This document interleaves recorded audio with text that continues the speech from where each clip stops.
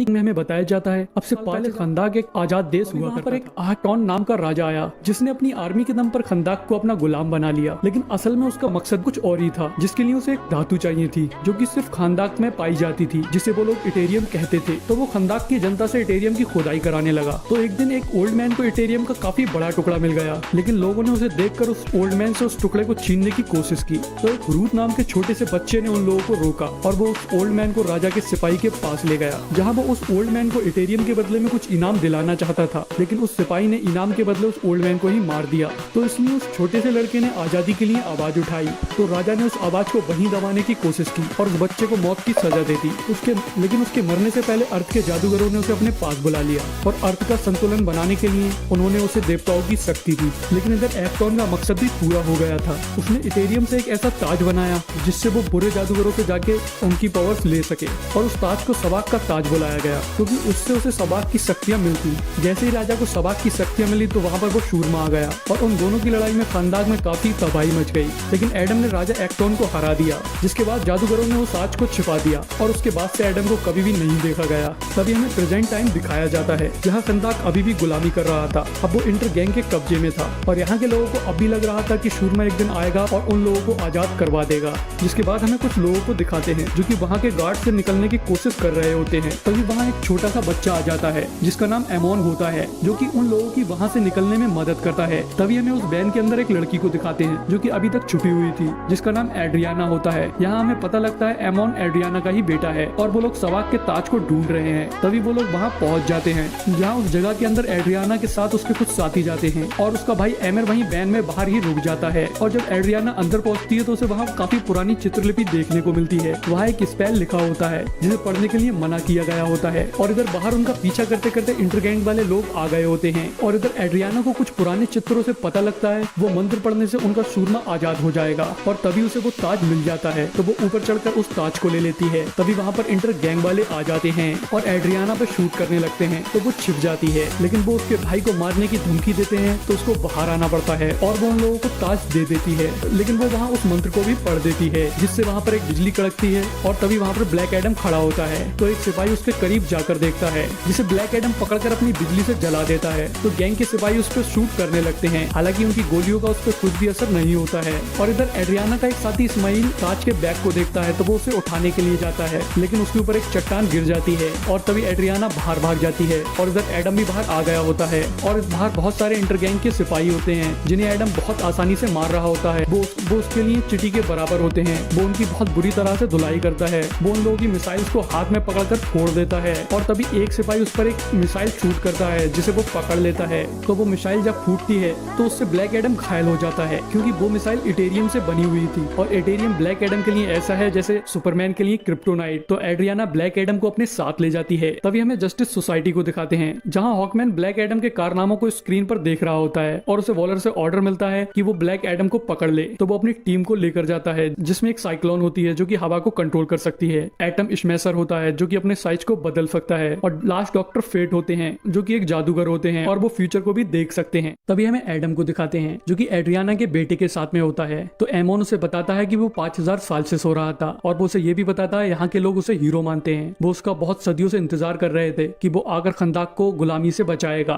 लेकिन एडम उसकी बात को नहीं सुनता है और दीवारें तोड़ते हुए जाने लगता है। तो उसके सामने एड्रियाना आ जाती है। तो एड्रियाना भी उससे यही चीजें बोलती है, लेकिन वो एड्रियाना की बात को भी नहीं सुनता है और दीवारें तोड़ते हुए बाहर चला जाता है। तो एमोन भी उसके पीछे जाता है और वो जाकर अपने एक स्टैचू को देखने लगता है। इधर एमोन और एड्रियाना को इंटरगैंग के गार्ड पकड़ लेते हैं क्योंकि एड्रियाना ब्लैक लिस्टेड होती है। तो वो उसको पकड़कर ले जाना चाह रहा होता है, लेकिन ब्लैक एडम वहां आ जाता है और उन सिपाहियों को बहुत आसानी से मार देता है। तभी हमें जस्टिस सोसाइटी को दिखाते हैं जहाँ डॉक्टर फेट बताता है कि अगर हमने ब्लैक एडम के मुंह से सैजाम बुलवा लिया तो वो एक नॉर्मल इंसान बन जाएगा। और तभी वो लोग ब्लैक एडम के पास पहुंच जाते हैं और वो उसके पास आकर उसको पकड़ने की कोशिश करने लगते हैं। हालांकि वो सारे लोग मिलकर भी उसके लिए काफी नहीं होते हैं। वो उन सबकी हालत खराब कर देता है। वो लोग उसको पकड़ने की बहुत कोशिश करते हैं। अब वो उन लोगों को वहां मारकर वहां से उड़कर चला जाता है। इस बीच में डॉक्टर फेट को पता लग जाता है कि सबाक का ताज एड्रियाना के पास में है। तो वो उसे रोकता है जिसपे एड्रियाना उस पर गुस्सा हो जाती है। अब वो कहती है जब हमें तुम्हारी जरूरत थी तब तुम नहीं आए, अब हमें हमारा सुपर हीरो मिल गया तो तुम उसे रोकने के लिए आए हो, तुम लोग उसे क्यों पकड़ना चाहते हो। जिसपे हॉकमैन बताता है जो सब तुम ब्लैक एडम के बारे में जानती हो वो सब गलत है, वो सब झूठ है। अब से 5000 साल पहले वो राजा से अपना बदला लेने गया था। तब तक राजा ने ताज पहना भी नहीं था। बदले की आग में एडम का गुस्सा बढ़ने की वजह से उसकी ताकत बहुत बढ़ गई थी, जिससे वहां पर एक बहुत बड़ी तबाही मची थी। तो इसलिए जादूगरों ने एडम को कैद कर दिया था। तो एड्रियाना एडम से बात करने के लिए जाती है और इधर एमोन ताज को लेकर घर आता है, जहाँ इस्माइल होता है जो कि चट्टान से बच गया था। और हमें पता लगता है कि वो इंटरगैंग का लीडर है, लेकिन एड्रियाना का भाई उसे पकड़ लेता है और एमोन वहां से भाग जाता है। तो इस्माइल एमर के गोली मार देता है। तभी हमें एड्रियाना को दिखाते हैं, जो कि ब्लैक एडम को ये सारी बातें बताती है और उससे कहती है इसका मतलब मैंने तुम्हें जगाया नहीं था, तुम्हें कैद से छुड़ाया था। तो उस पर ब्लैक एडम कुछ नहीं कहता है। और तभी एड्रियाना के पास में एमोन की कॉल आ जाती है, जो कि उसे इस्माइल के बारे में बताता है। तो एड्रियाना जस्टिस सोसाइटी और एडम से अपने बेटे को बचाने को कहती है। तो ब्लैक एडम एकदम उड़कर उसके पास पहुंच जाता है और वो उसे एक सिपाही से बचा लेता है, जिसके बाद वो उन लोगों को मारने के लिए चला जाता है। तो इस्माइल आकर एमोन को गन पॉइंट पर किडनैप करके ले जाता है और उसे एक उड़ने वाली बाइक में बिठाल देता है और तभी वो वहां से निकल जाता है। और वहां पर ऐसी बहुत सारी बाइक होती हैं। तो ब्लैक एडम और जस्टिस सोसाइटी उसे ढूंढने की काफी कोशिश करते हैं, लेकिन इस्माइल उसे किडनैप करके ले जाने में कामयाब हो जाता है।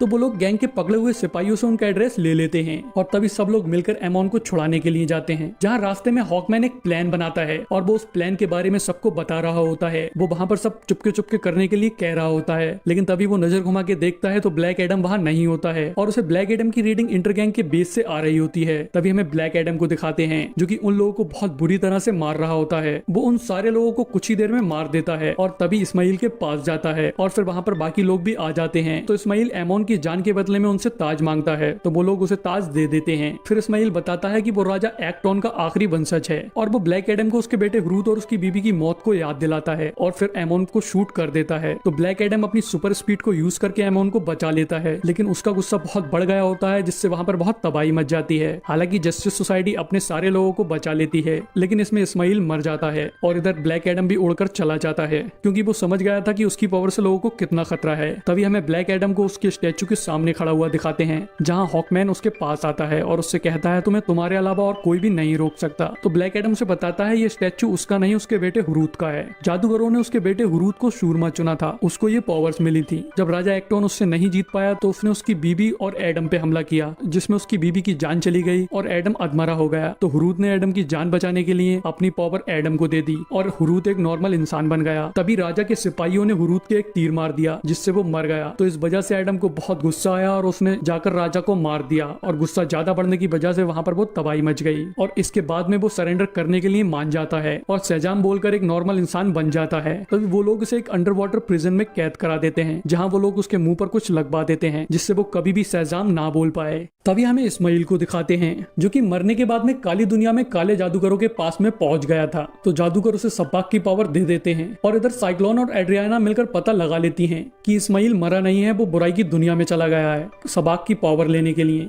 तभी डॉक्टर फेट फ्यूचर को देखते हैं तो उन्हें फ्यूचर में कुछ भी चेंजिंग नहीं नजर आती है और उन्हें सबाक का सिग्नल आने लगता है। तो वो लोग सबाक के पास में जाते हैं, जहां वो उनके शिप को तबाह कर देता है और तभी वो लोग शिप से बाहर आकर उससे लड़ने लगते हैं, जहां वो उससे अपनी पूरी ताकत से लड़ते हैं और कुछ हद तक वो उसे हरा रहे होते हैं और हॉकमैन उसे घायल भी कर देता है। लेकिन तभी अचानक से उसकी पावर बढ़ जाती है। वो उन सबको अलग अलग फेंक कर महल के अंदर चला जाता है। तभी डॉक्टर फेट महल के चारों तरफ एक शील्ड बना देते हैं, पर उन्होंने हॉकमैन, साइक्लोन और एटम स्मैशर को शील्ड के बाहर ही रखा होता है। वो उन लोगों को बताते हैं उन्होंने फ्यूचर में देखा था कि आज हॉकमैन की मौत होने वाली थी, लेकिन वो फ्यूचर को बदलने जा रहे हैं और तभी वो सबाक से लड़ने के लिए चले जाते हैं। हालांकि हॉकमैन उस शील्ड को तोड़ने की काफी कोशिश करता है, तो डॉक्टर फेट सबाक से लड़ने लगते हैं, लेकिन सबाक बहुत पावरफुल होता है। हालांकि डॉक्टर फेट भी अपनी बहुत ताकत का इस्तेमाल करते हैं और इधर वो अपने माइंड से एडम के पास पहुंच जाते हैं और एडम को ये सारी चीजें बताते हैं, लेकिन डॉक्टर फेट सबाक के सामने ज्यादा देर नहीं टिक पाते हैं, वो उन्हें मार देता है। तभी उनकी शील्ड भी गायब हो जाती है, तो वो सारे लोग अंदर आ जाते हैं और इधर सबाक महल के तख्त पर बैठ जाता है। उसके बैठते ही उसकी पावर बहुत बढ़ जाती है और उसके अंदर से एक ऊर्जा निकलकर आसमान में जाती है, जिसके बाद में काली दुनिया के डीमन अर्थ पर आने लगते हैं, जिससे खंदाक के लोग लड़ते हैं और हॉकमैन सबाक से लड़ता है, लेकिन सबाक उससे कई ज्यादा पावरफुल हो गया होता है। वो उसे बहुत बुरी तरह से मारता है और उसके पर पकड़कर हवा में ले जाता है और हरूथ के स्टैचू को तोड़ देता है, जो कि वहां के लोगों के ऊपर गिर रहा होता है। लेकिन तभी अचानक से वो रुक जाता है और हमें ब्लैक एडम को दिखाते हैं। तभी वो स्टैचू ब्लैक एडम से एटम स्मैशर ले लेता है और इधर सबाक हॉकमैन के परों को उखेड़ रहा होता है, लेकिन ब्लैक एडम आकर उसके बहुत तेज पंच कर देता है और फिर उन दोनों में लड़ाई होने लगती है। तभी ब्लैक एडम हॉकमैन की मदद से सबाक को बीच में से चीर देता है। तभी एंड में एड्रियाना ब्लैक एडम से कहती है तुम यहाँ के राजा बन जाओ, लेकिन वो उस तख्त को तबाह कर देता है और उससे कहता है कि मैं यहाँ का राजा नहीं, यहाँ का रखवाला बनूंगा। जिसके बाद रात में वॉलर वॉलर एक ड्रोन के थ्रू ब्लैक एडम से बात करती है